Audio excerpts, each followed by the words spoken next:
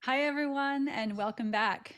I am here with a very special guest today, Dr. Carrie Pagliano, and I can't wait to talk about our topic today. Like, I want to fist pump, but I'll probably knock something over, so I'm just gonna just not. Welcome, Carrie. Thanks for having me on. Yeah, I'm so glad you're here. I want to brag on you just a little bit before we get started. Um, Dr. Carey is quite the leader in clinical care and education in both ortho and pelvic health for nearly 2 decades. She got her master's in physical therapy from the University of Sciences in Philadelphia in '99. 1 year right after me. We were back to back. Woo! Go back. And her doctor of physical therapy from the University of St. Augustine for health sciences in 2007. She is double board certified because overachiever in Before orthopedics. kids. Oh gosh, that is so loaded. We're going to talk about that. I know, that's why I Uh, said it.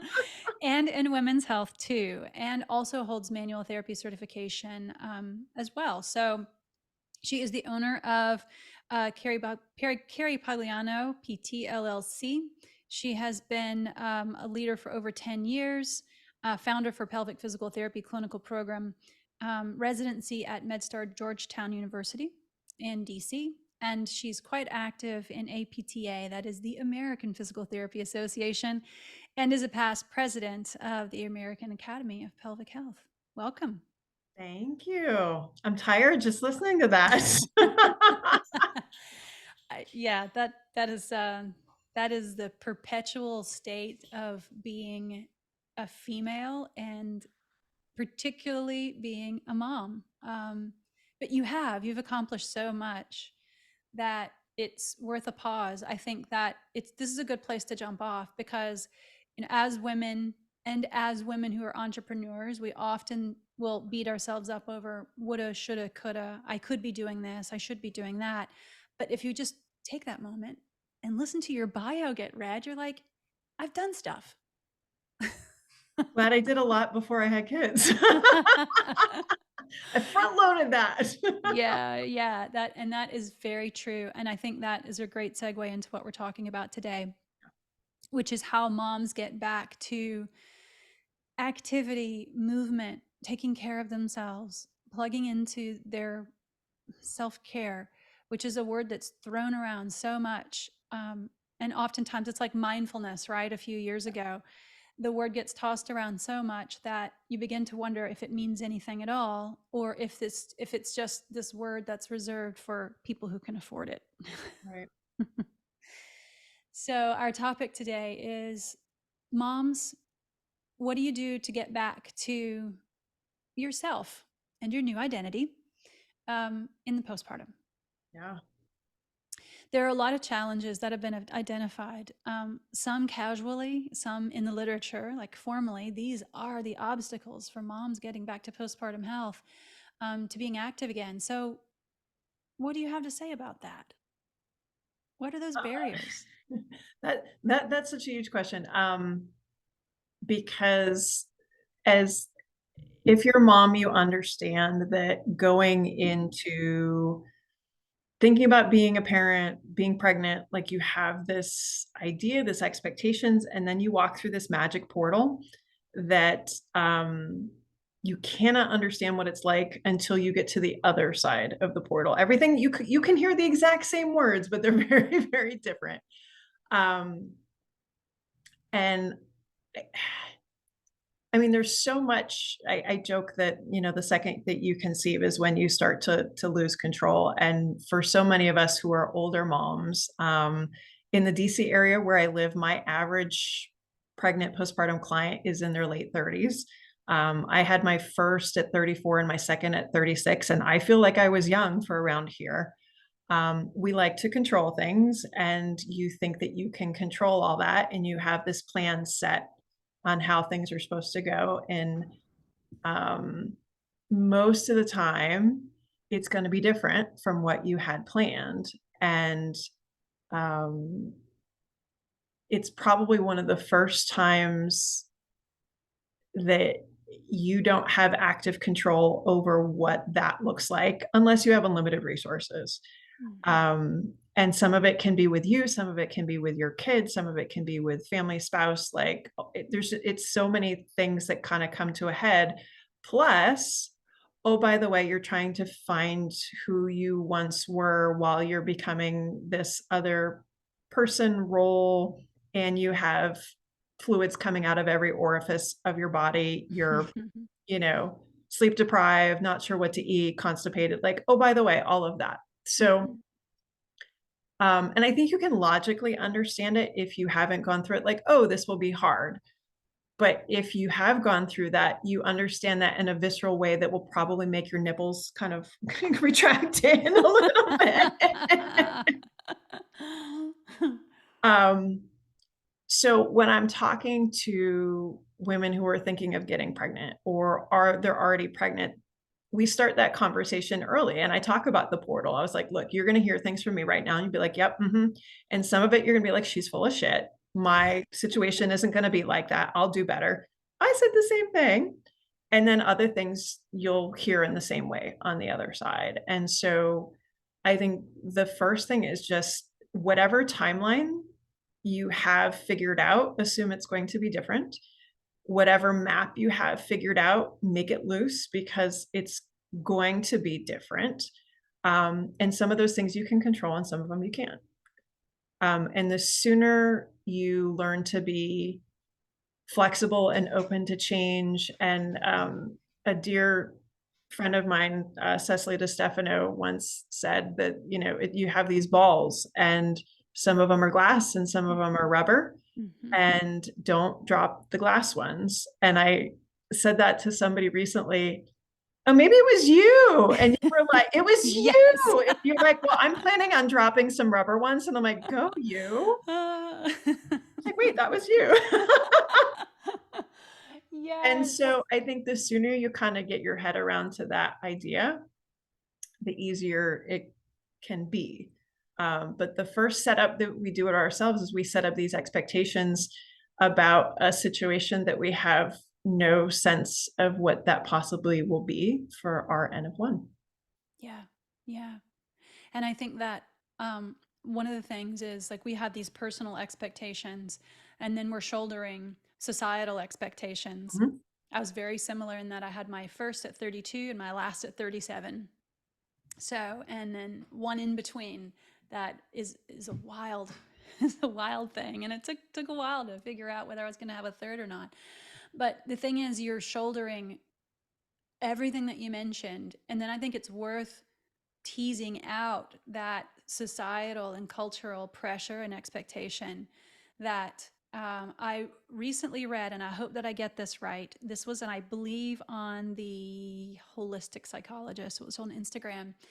She does some great things. And she was talking about really hinting at trauma, was what it was talking about. Mm, But she said, it wasn't specific to postpartum, it was specific to mental health in women, though. yeah, And talking about labeling women with these mental health conditions when really we should actually be labeling the societal problem yeah, that's fueling it. And instead, we end up labeling ourselves. Oh, I just need to do A, B, C, and D, and it will be fixed.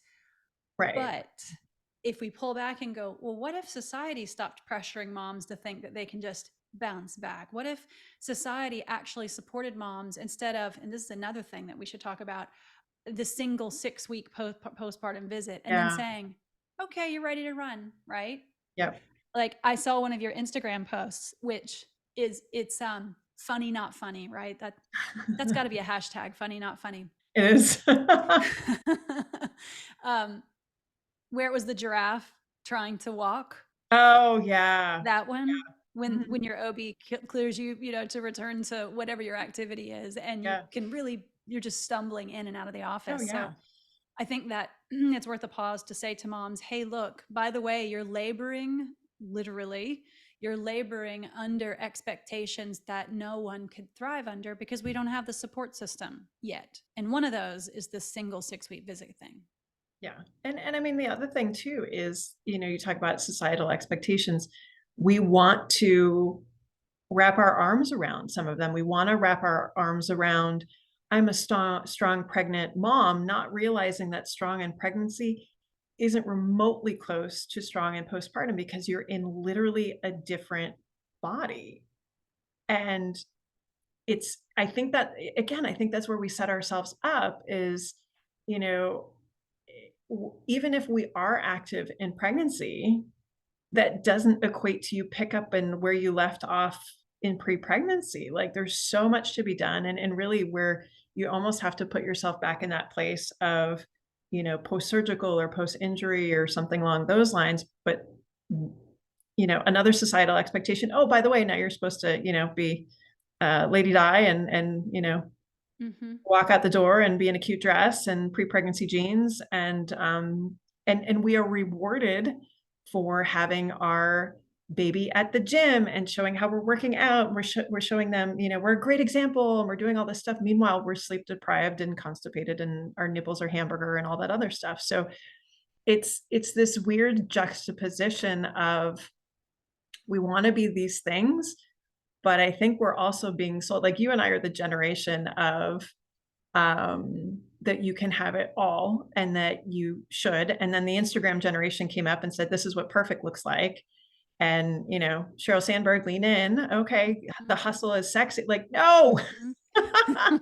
this shit is ugly. It is. It's a freaking recipe for burnout It's and hard. yeah. And again, that's why I go back to these time expectations and things like that is like, let's be realistic about what 1 or 2 weeks looks like when it's your first kid. Let's be realistic about what it looks like if you have unexpected birth trauma or your kid's in the NICU or, that can look a lot of different ways.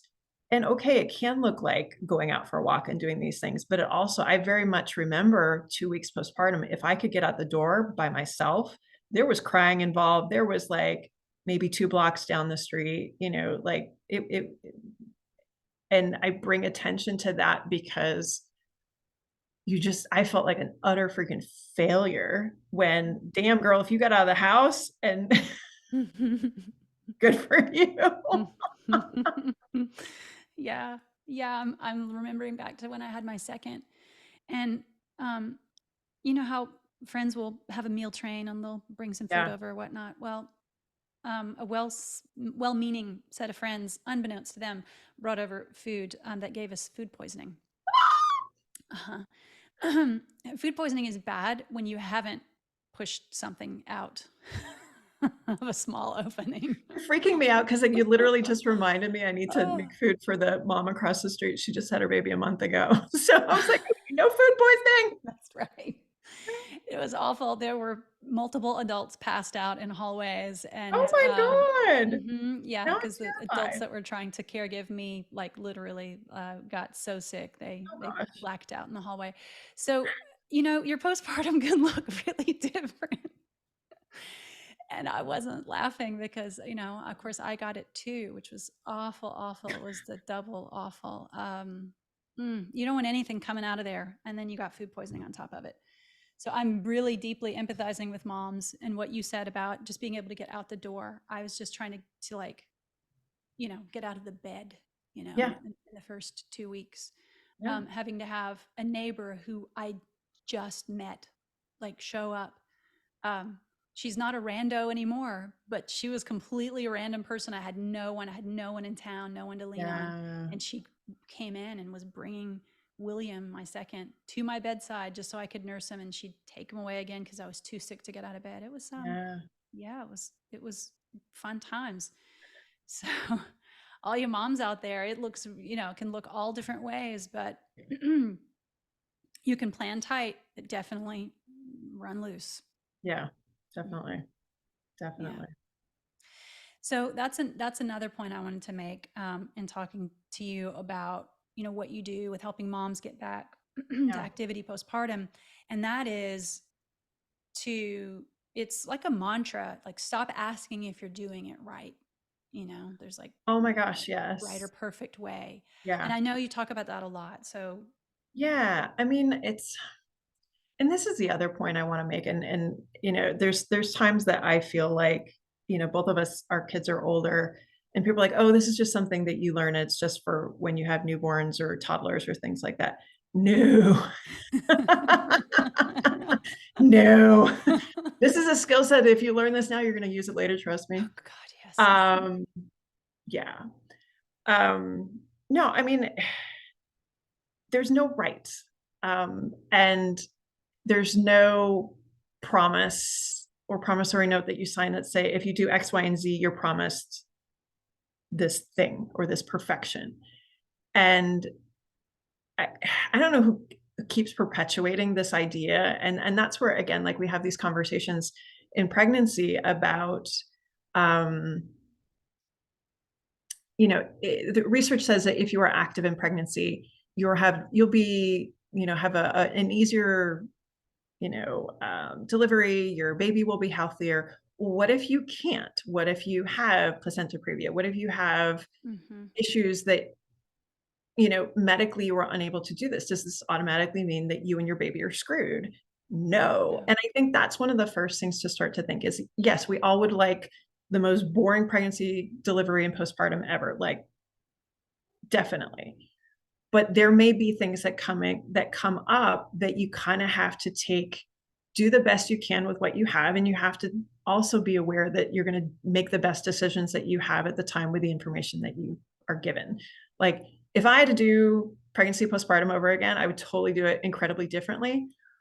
I don't ever want to, I'm good, we're 10 and 13 years out, totally done. Like, I don't need to be right that much. But still, like, I think about that and I'm like, no, there's still so many things that I can't control. And so when I talk to women in pregnancy, that's one of the things that I bring up is like, here's our best case scenario.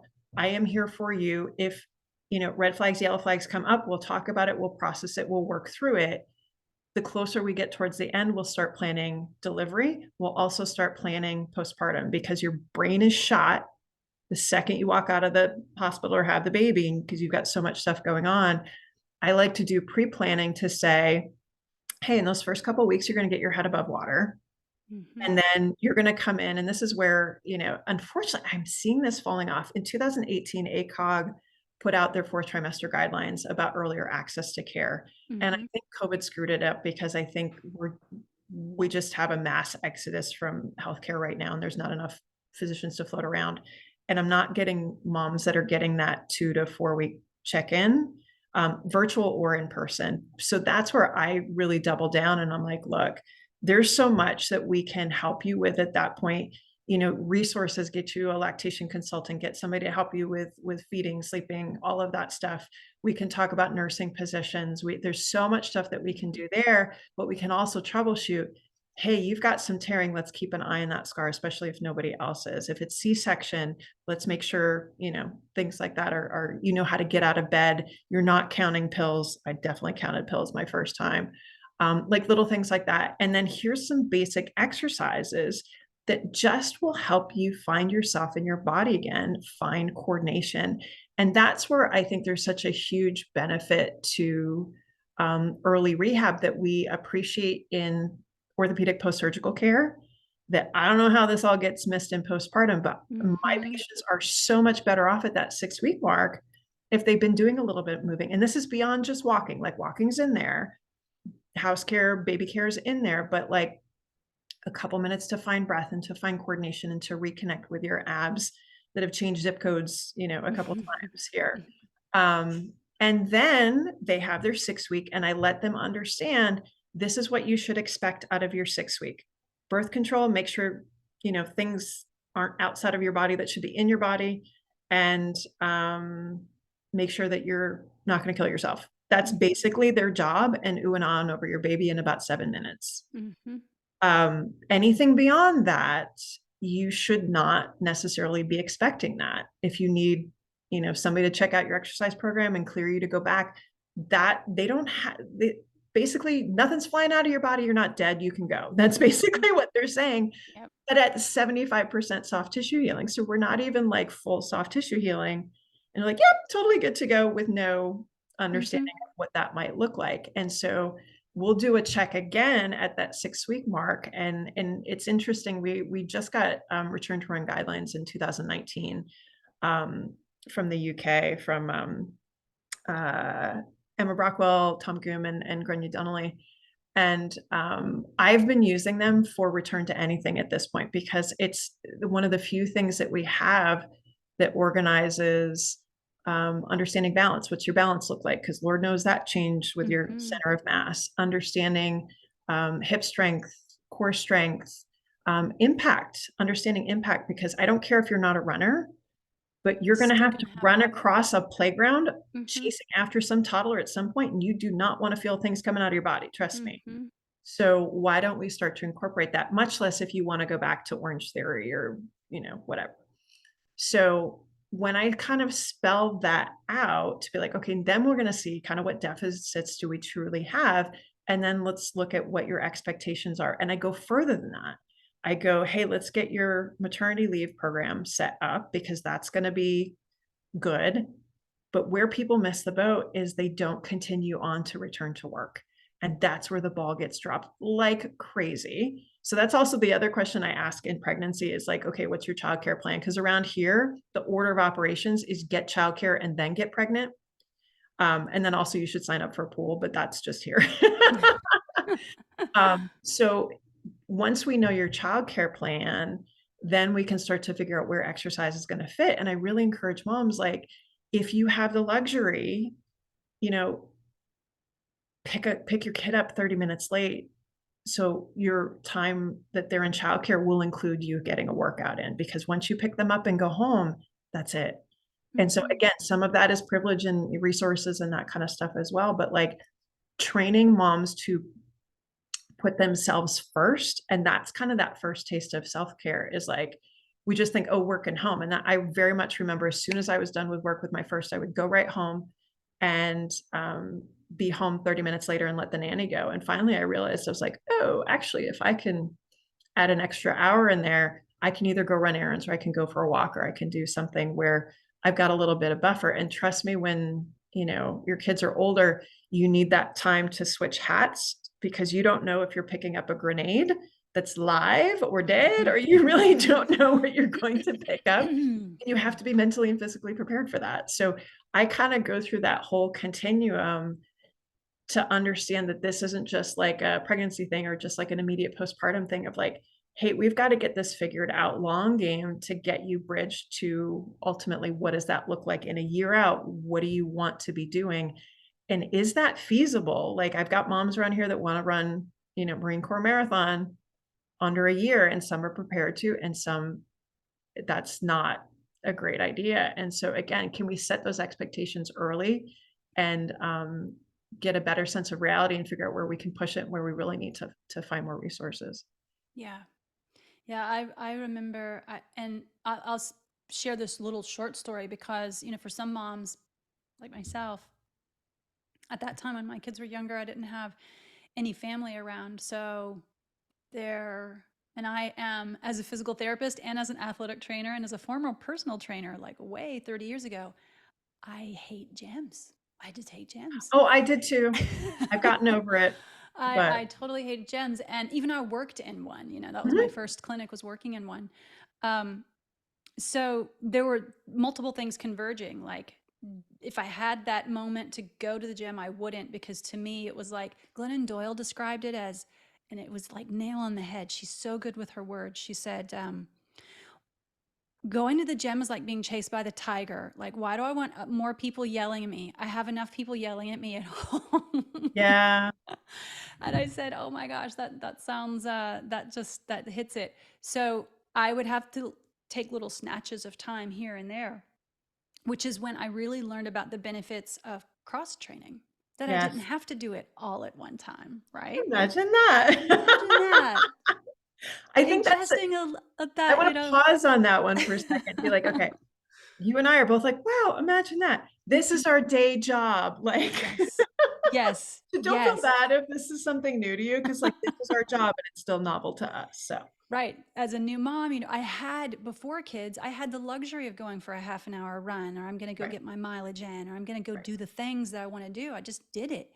And afterwards, right, even with it being the day job, I thought, but I still want to do it the way I used to do it, Oh because yeah. that's the only way I'll be as fit. And actually, it ended up being better with cross training. I was Yes. getting less injuries. I felt more balanced. I wasn't as Mhm. exhausted, you know, et cetera, et cetera. The list goes on. So, yes, having to recalibrate our mindset and hold space for that while also kind of rejecting the social norms that would burn us out, like Right. the hustle culture and the leaning in and all that crap. Um, Holding space for our own well being, but then pushing that other stuff back is hard because you just wrote something the other day. You put up a meme that said, um, oh, it's talking about double standards. It said, Oh, yeah, the Ali Wong one. basically, yes, asking women, you know, all the damn time, how do you balance family and work? Men Yep. don't get asked that. Yep. Why? Because they They don't. don't. Right. Her delivery was spot on. If you ever get to see the video, it's Ali Wong. And she's just the bomb anyway. And it's like that little bit of they don't. Like everybody's like, yeah, you're not wrong. And this comes from a loving place with a very supportive spouse and all that kind of Yes. stuff too, but Hmm. ain't same damn thing. It's just No, not. I'm it's sorry. not. It is absolutely not. And I was reading a blog the other day.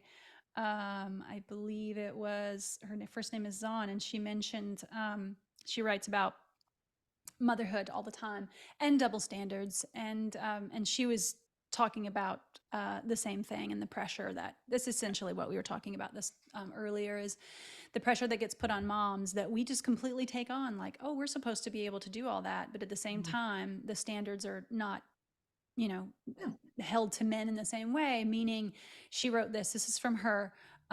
She wrote, meaning if dads show up and take their kids to Target for 20 minutes and don't accidentally kill them, then there's massive rounds of applause, right? Right.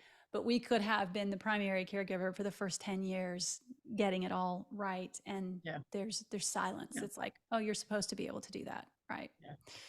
Yeah. Moment of silence for that.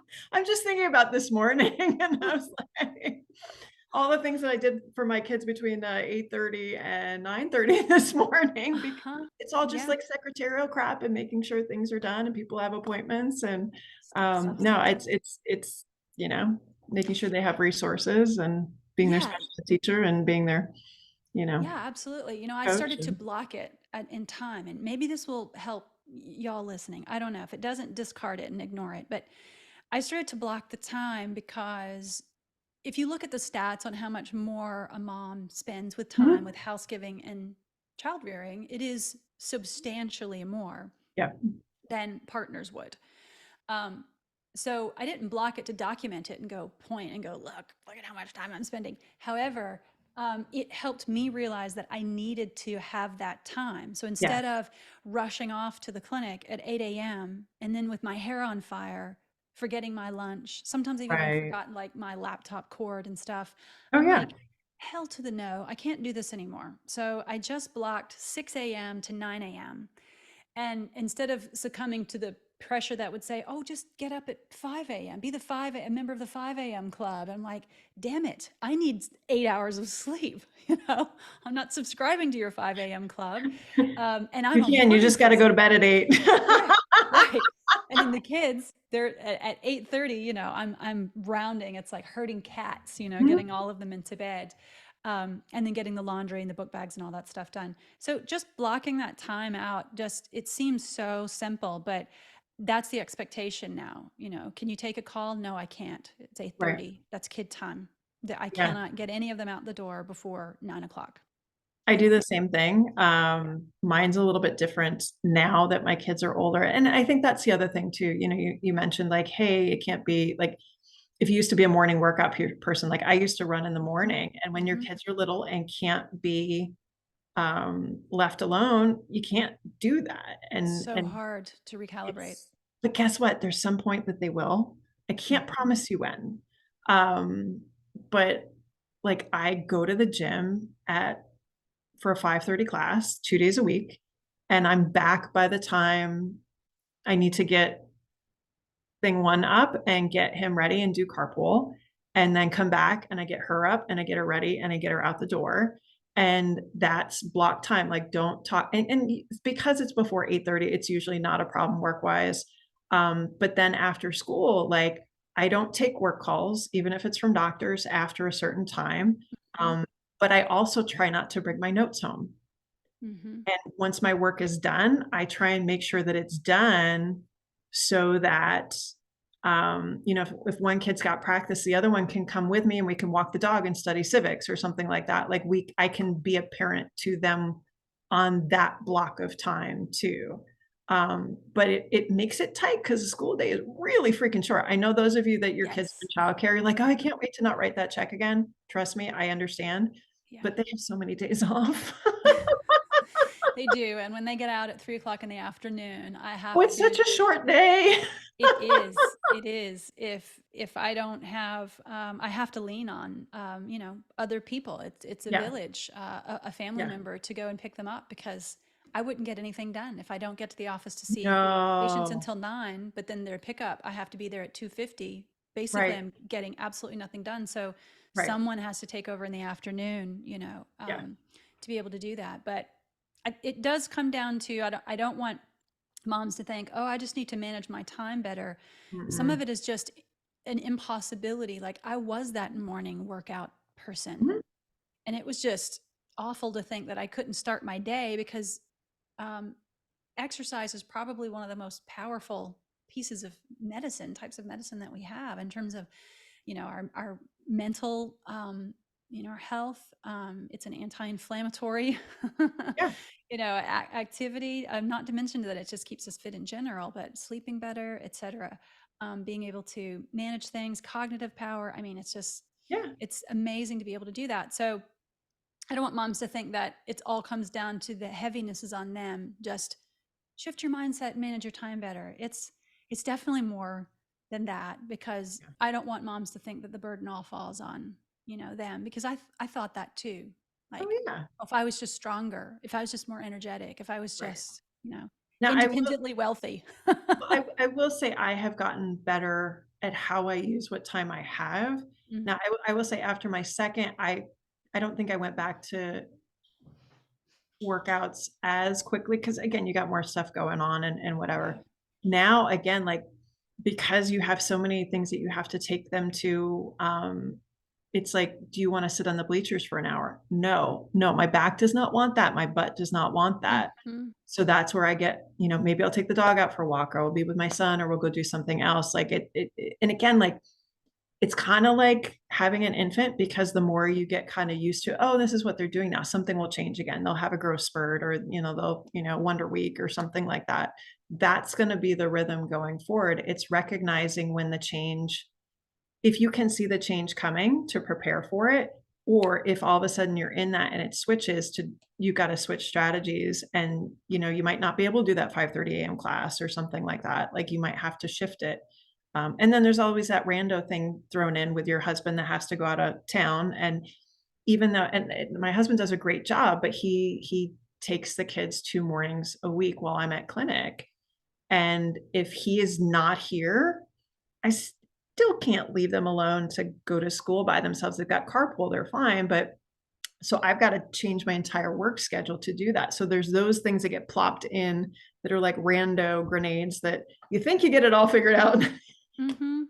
but That's it where just the yeah. sooner you kind of get used to that's the rhythm, then it's not so like, "Oh my god," like, Yeah. this is not something that's happening, like you kinda can step back from it and move it around for what it needs to be and then go back in again, I guess. It's not gonna change that much.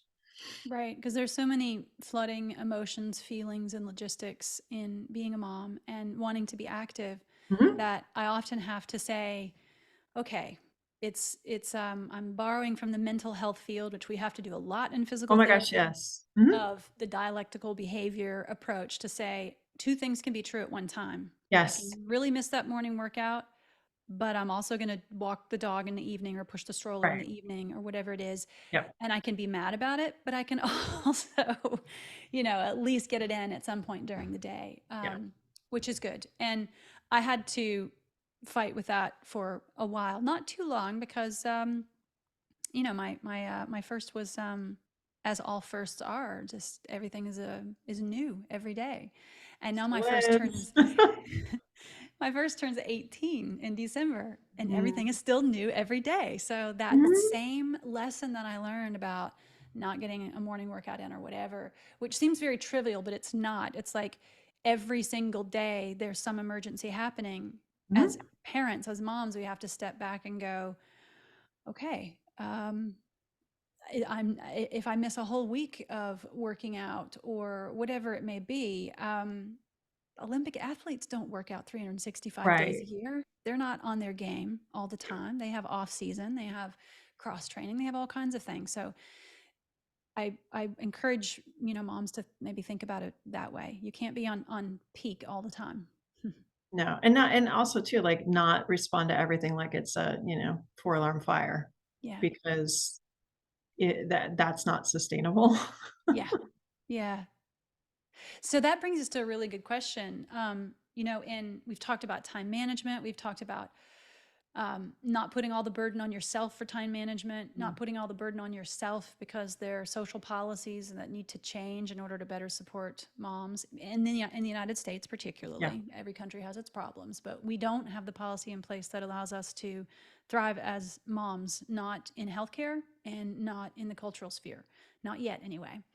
Um, but I will put in the show notes the bill that Academy of Pelvic Health, yeah, that the task force that it was an honor to sit on to help co-write that bill. I'll put that in there because if you want to be active and take 2 minutes of your time, you can go and just click on the link, send your Congress member an email and say, hey, support this postpartum bill that will improve our access to care and the affordability of care, which yeah, means you don't have to be gaslit anymore and just, get patted on the shoulder and say, off you go, back to running, back to the right. thing that you want to do. Someone can be there to support you, Yeah, chiefly pelvic rehab in some way. So we'll put that in the show notes because that's pretty important. But the other thing that I wanted to ask was really practical question about, mhm, moms are ready to go out and do that first thing. They want yeah, to push that stroller. They want to unload that stroller. I remember someone's always sweating, crying, like fingers, blood blisters on your fingers, trying to lift the stuff in and out. It's so freaking heavy. So, what do moms do first? yeah. I know you've talked about like low reaction vertical force and like testing out a couple of those things. Like just like walk us through that.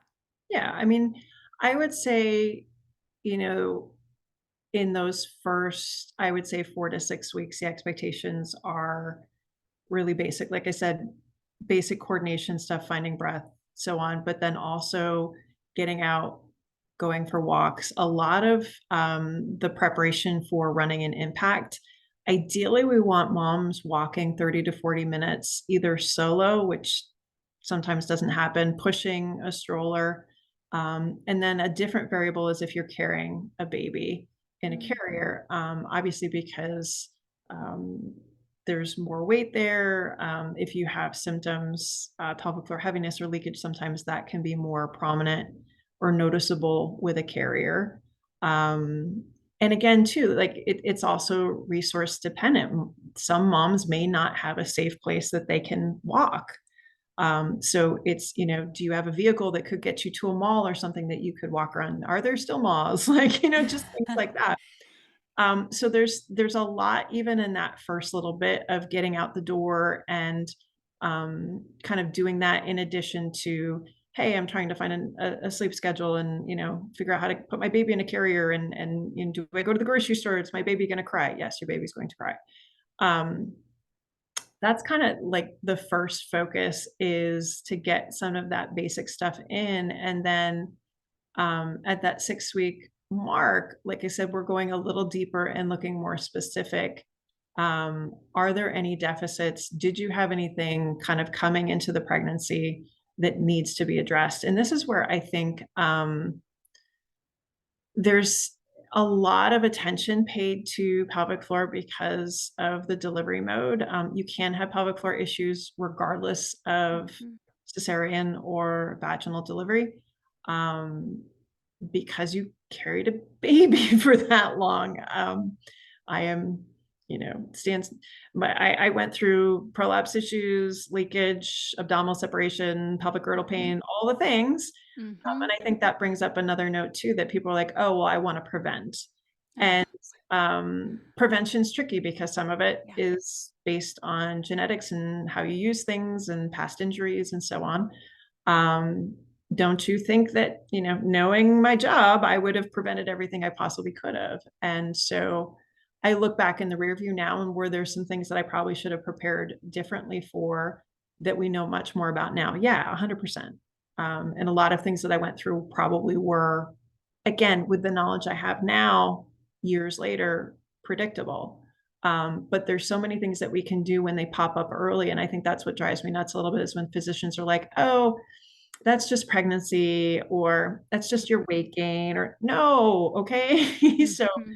I think earlier conversations about doing the things to make being more active comfortable in pregnancy, not just assuming that you should do everything gentle. But again, the research that we have is tiny light weights and body weights. And we have research now from Christina Previtt saying, no, we have women readily and actively lifting 200 pounds, which is light for them, in a gym, and they're doing fine on the other side. So again, we've got some disparities in the literature and some things that need to get caught up. But the next part really is, I think, what's feasible logistically, and where are the deficits that you have, and what are we trying to work back towards?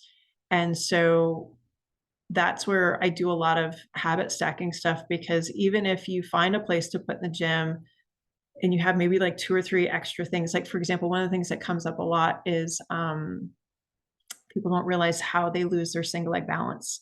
I think there's some stuff that goes on hormonally with the vestibular system. Dizzy mommy syndrome comes up, like you can't go on the swings, or in merry-go-rounds, like a freaking nightmare.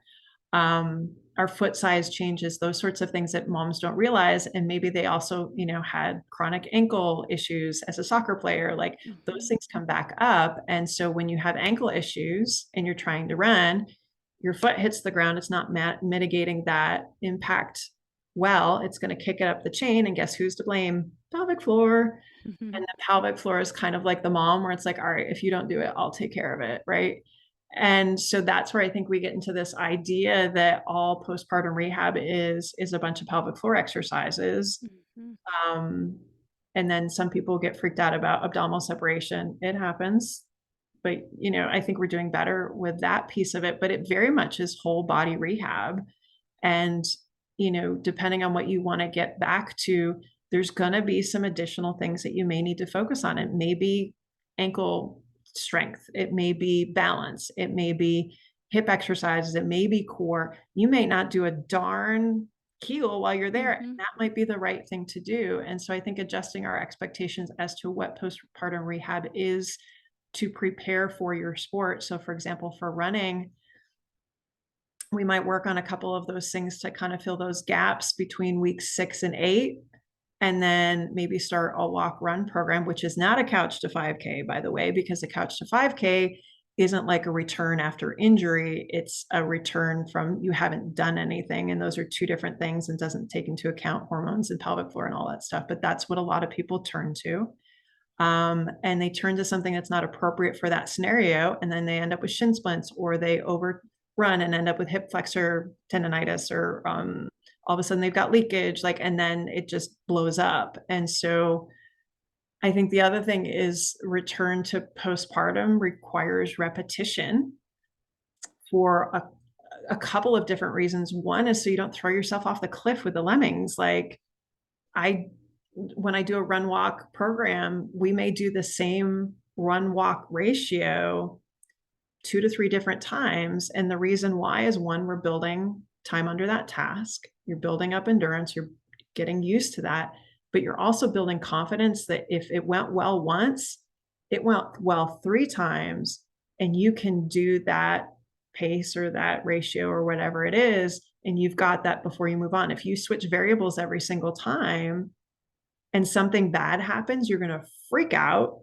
and you're not going to know what to do. And now we have to walk back from that because that's traumatic, and it just adds a whole nother layer that we didn't need to. So that's where I do think people miss the boat a little bit on postpartum rehab, is it has to be very intentional, almost return after injury, and very kind of repetitive. And it's a slow up front. I have a friend, Lisa Marie Ryan. She's a postpartum coach, and she said slow is fast. And I was like, yeah, that's it. Like Mhm. slow up front. We're playing the long game here. Mhm. If we go, the slower we go, the more consistent we go, the more intentional we go up front, that means we don't have to deal with that crap later on. And the sooner we can kind of get that in our heads, the better. But it's so hard because we want to get back and we want to be that mom that does the things and take our pictures and have people see us and be our example for our baby that totally isn't understanding any of that right now. Yeah. Yeah. I will describe two prongs of that when I'm working with new moms and pregnant moms who are about to cross that threshold. Is we have a short game and a long game, Oh yeah. essentially. We have a short game and a long game. And the short game is oftentimes like we want to set them up for success in that first 30 days of the things that are going to help with pain management. They're going Yeah. to help with the obvious things that are, we're not talking about what your abs are going to look like, in 6 weeks. We're talking about, managing your pain and your stress, and some of the things you mentioned earlier about if you need a lactation consultant and that kind of thing. And then the long game, which is some of the things that, we've been hinting to the whole time, that creates a need for there to be pelvic Yeah. PTs, pelvic OTs, and pelvic practitioners, that it does have to be a graded return. And Carrie, you have some great things on your Instagram account about the low reaction vertical forces and just Yeah. testing little tiny movements out. And really, it does come down to that. Gosh, I remember trying to lift something in and out of the car. This is like my two oldest are 16 and 18 now, so I'm really reaching back there, of leaving the grocery store and even doing this, right? We do this for a living. It doesn't mean that we can prevent incontinence, like No. it doesn't. Those things are going to happen sometimes with 100% incidence, just like, DRA or abdominal splitting. That's pretty much 100% incidence. Yeah. Like, we're not going to prevent that. It's just going to happen. And then not beating yourself up about it. As I'm thinking back to that, leaving the grocery store and going, oh, well, I wasn't planning Yeah. for that accident to happen. Good thing I'm only 2 miles from the house, right? Right. But then giving yourself grace to know, oh, well, that's part of it. And even if I was a pelvic PT or OT sitting in the grocery store parking lot, I'd Mhm. probably still leak a little bit because we can't prevent everything. Yeah. Yeah. All right. So, if you have questions, curiosities, whatever it might be, Carrie, would you share how we can get in touch with you? Website, Instagram handle, all that fun stuff? Yeah, it's super easy. It's just my website is carriepagliano.com, and Instagram, you just find me at Carrie Pagliano. So we try and be super easy and straightforward to find me there. Yeah. I tend to hang out on Instagram. Twitter still, or whatever we're calling it this week, is still a little vile. So I It like to put is. pictures. It is. I've stopped. I quit way back when, probably almost a year ago, I stopped being on whatever that is, the formerly named Twitter. But yes, Instagram. We're hanging out with you on Instagram. Um, please check her out. Check out her work and what she does. She's based in the DC area, and doing some fantastic things. Plus, just a really awesome, down to earth, open role model for all of us as moms. Thank you. That's so sweet. Yeah, yeah. I love all your myth busting. So you Oh guys my gotta goodness. you guys gotta check it out, because there's Never lots of gonna run out of them. lots of myths to bust and lots of encouraging, facts and little tips and tricks too, because we just want you to know you're not alone out there, and you can get back to what you want to do. Yeah. Absolutely. All right. Thank you so much, Carrie, for being here. Thanks for having me.